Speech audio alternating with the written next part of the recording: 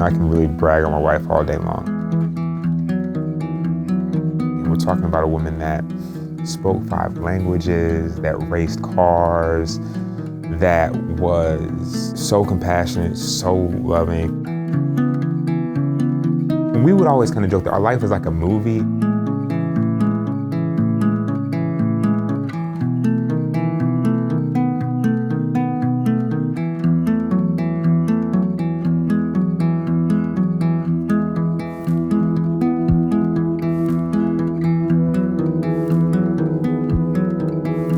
Where we at? Oh, there's a fish. You don't see the fish around y'all? Look.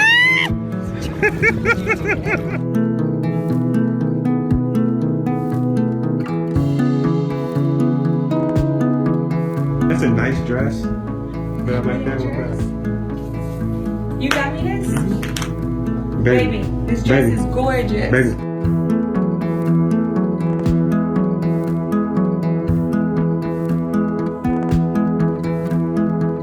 Woo! So, mommy, where you at? Beautiful Palm Springs. Daddy surprised me and my little munchkin mash. I love you.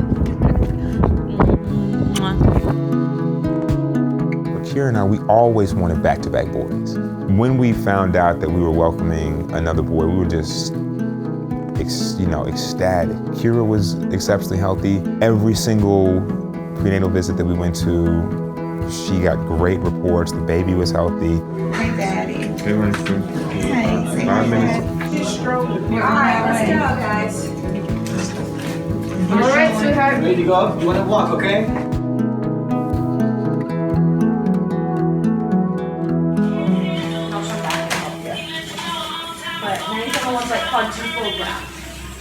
Hey, Langston. I've been waiting on you, buddy. Everybody's here to celebrate. I really don't know that there's any other emotion or experience that you can compare to that, right? Being in the delivery room when your son is born with your wife and, welcoming him into the world. It was an amazing, amazing feeling.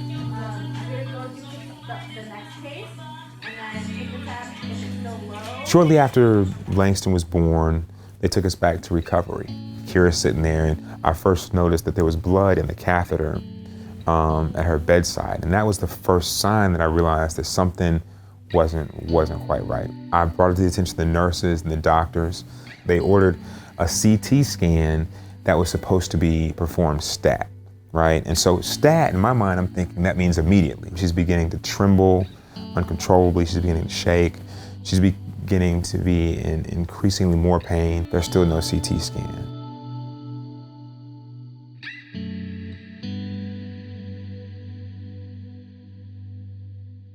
The doctor's walking next to the bed,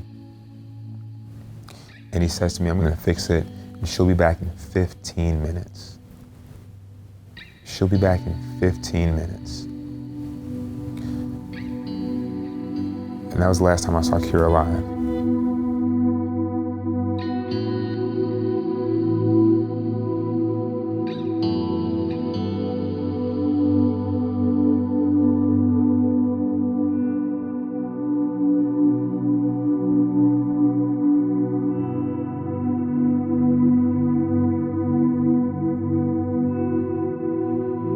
They told me that there was nothing they could do to save her, that she was gone.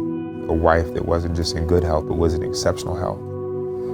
And not walking out is something that I never conceived, and even 2 years later, I still can't make sense of it in my mind. Who's the best big brother? Dad. Where's Langston? Dad. Show me Langston. Where's your baby brother Langston? All right. Say, I love you. Dad. Blow kiss. It was this beautiful baby. Thank God he's born perfectly healthy. We were just like, oh, yay, celebrate. This is my, second go round. I'd had an 18-month-old born before, and so I had this grandma thing down. I got this. This is cool. We're all celebrating, and then less than 12 hours, she's dead.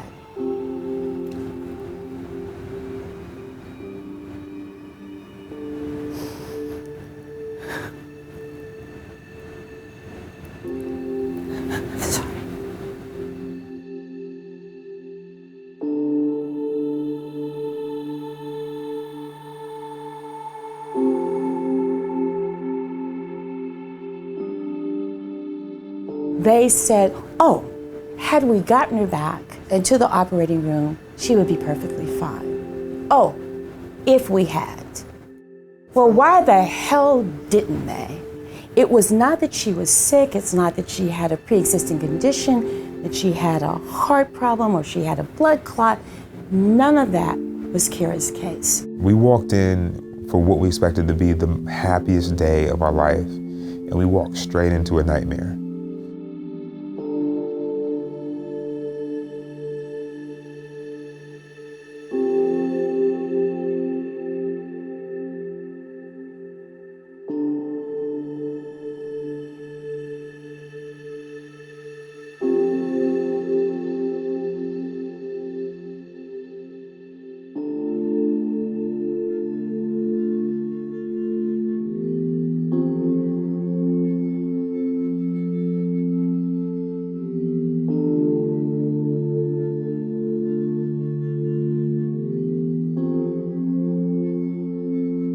Black women are 3 to 4 times more likely to die from pregnancy-related causes. That's just a fact. So it's wrong that that exists.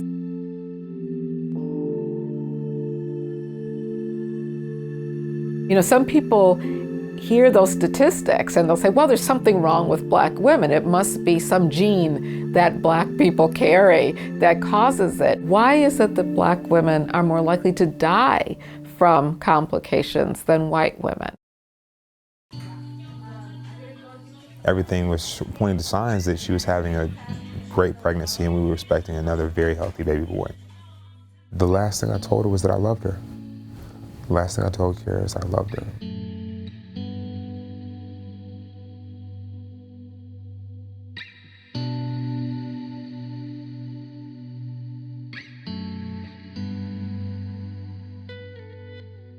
When they told me that her heart stopped, that was all I heard.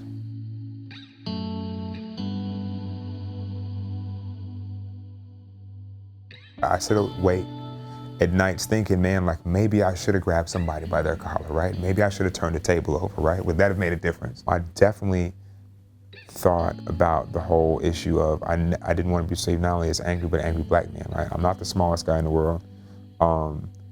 And what that would mean and how we would be perceived and how we would be treated as a result of that perception. When this first happened, I would get the question a lot, well, do you think it was because she was Black? Do you think it would be different if Kira was white or was a different color?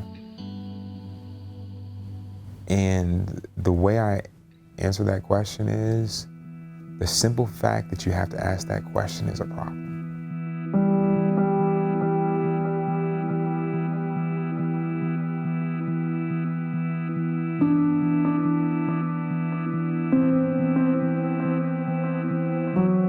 The only thing that we conclude with any kind of reasonable certainty is that the experience of being Black in America is so fundamentally different from the experience of being white in America that it translates to health outcomes. Black women are 3 to 4 times more likely to die than white women in the United States. And the only difference is the color of one's skin. All of this is racism. It's various types of racism. It's not something inherent in Black women. Genetics isn't a part of it.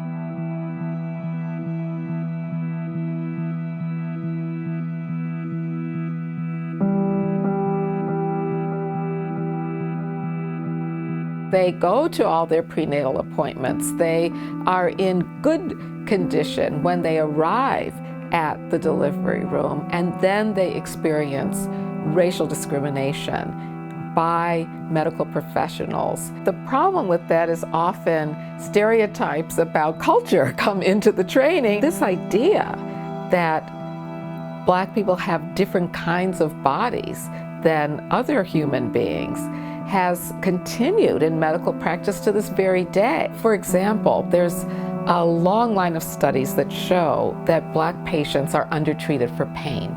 Black people have thicker skin, so don't feel pain as much. Or Black people are more likely to become addicted to drugs and therefore shouldn't be prescribed opioid pain treatments. These stereotypes are significant and prevalent. There definitely are genetic differences that we are taught in medical school that you need to know when you're trying to take care of a patient of a specific race to know what's more common in that race. I'm Indian. We're prone to cardiovascular disease. If I recommend a colonoscopy to an African American person at 45, does that make me racist? I don't think so. It's actually better health care, right? If you know that in this race, these things are more common than in this race.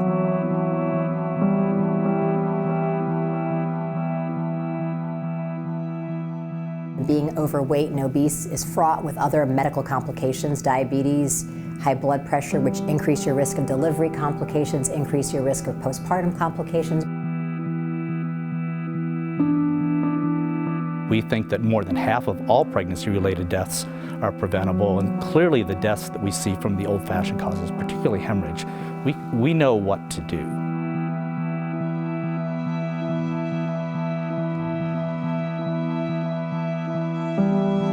Shortly after he came out, I remember feeling extremely dizzy. It got extremely bright and I saw like stars everywhere, and I just remember them placing him on me, and I just told them like I can't move.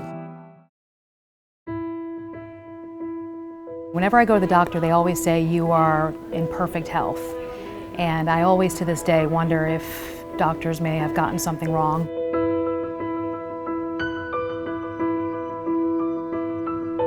My doctor decided to do the emergency C-section, pulled me into the operating room. I was given a spinal tap, which went too high and quickly caused me to lose oxygen.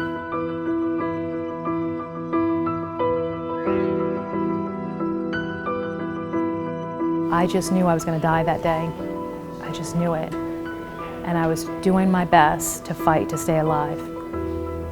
I've never felt anything like that ever, where I couldn't breathe and literally thought I had spoken my last breath.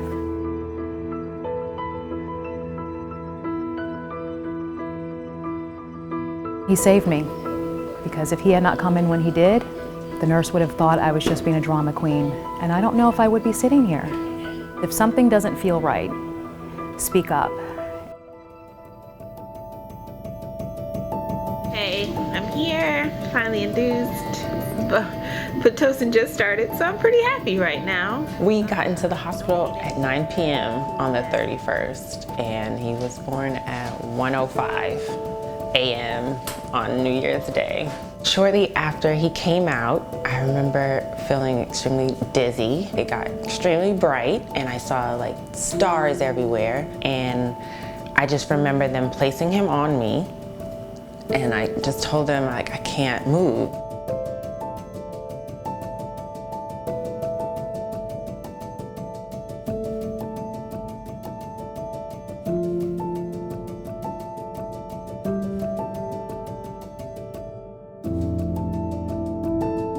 You went from this euphoria watching this little person come out, and then all of a sudden, the river, the blood, it was just like pouring like a river. The doctor, they're frantic and begging the nurse for gauze and cloth, and I looked at my daughter and she was pale. I mean, ghostly pale, and her lips were purple. And I'm like, then it kicked into me that this is so severe. I could have died. That's what I now realize.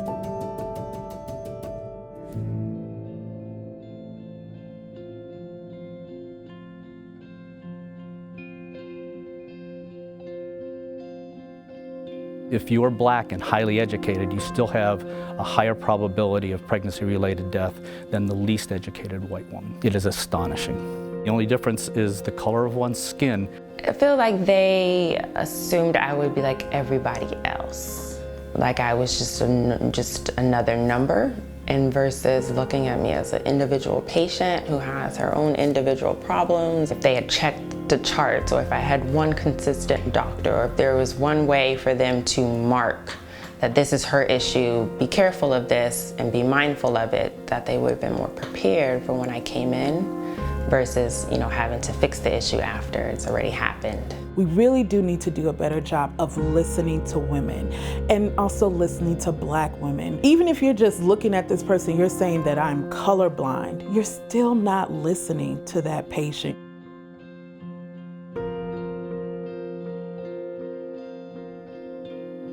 We have a huge African American population of patients, and I have no doubt in my mind that we give them the exact same care as anybody else. But when I brought it up to my partners, it was almost like hurtful because we just don't feel that we practice medicine that way.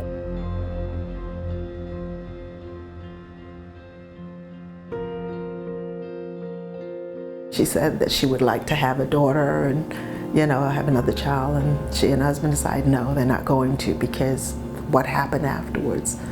And that crushed me because I know my daughter wants a daughter, and to know that she won't go through it because of this. I don't want to try again. I think it affected my husband a lot more because I don't think he wants to see me give birth again due to that. So if we wanted a girl, I don't know if we want to go through that experience again. It's just not fair. It just curtailed where we thought we would be with our family. We're a big family and we enjoy being a big family. So it hurts.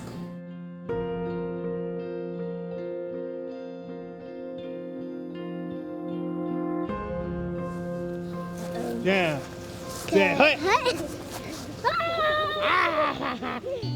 When this happened to me, when my wife passed away from preventable causes related to childbirth, I was, in my mind, I was thinking that Kira was an anomaly. In a nation that's the richest, most wealthy country in the world, for this to be happening, it's ridiculous. My philosophy is wake up, make mommy proud, repeat. That's it. And that's how I do it day by day, day after day. I love you.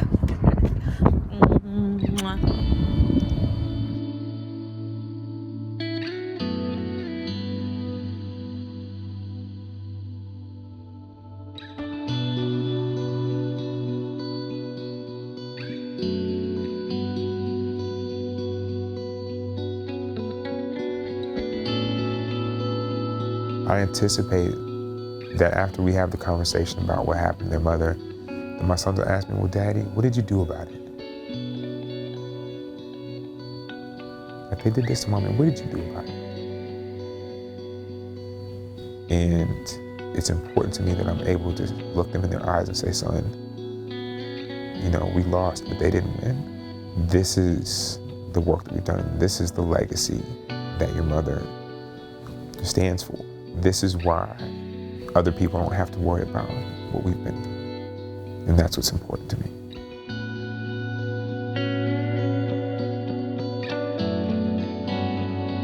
We know that there are problems here, and we know that there are things that we can do to fix. Mothers are dying from childbirth. It's getting worse in the United States while it gets better in other countries.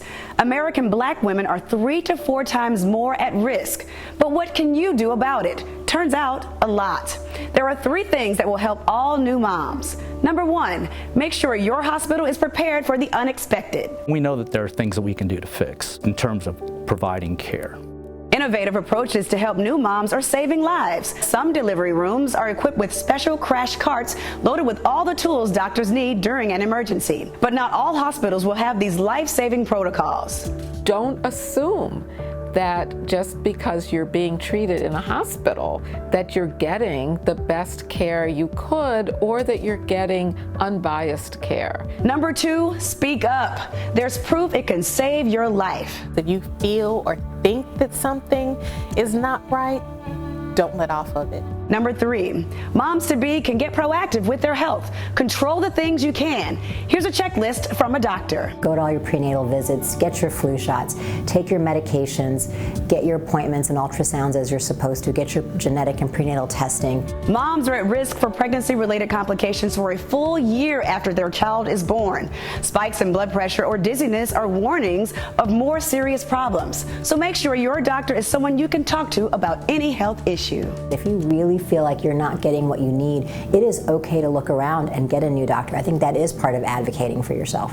A checklist for moms-to-be can help both doctors and patients get on the same page. We posted it at 11alive.com/mothersmatter.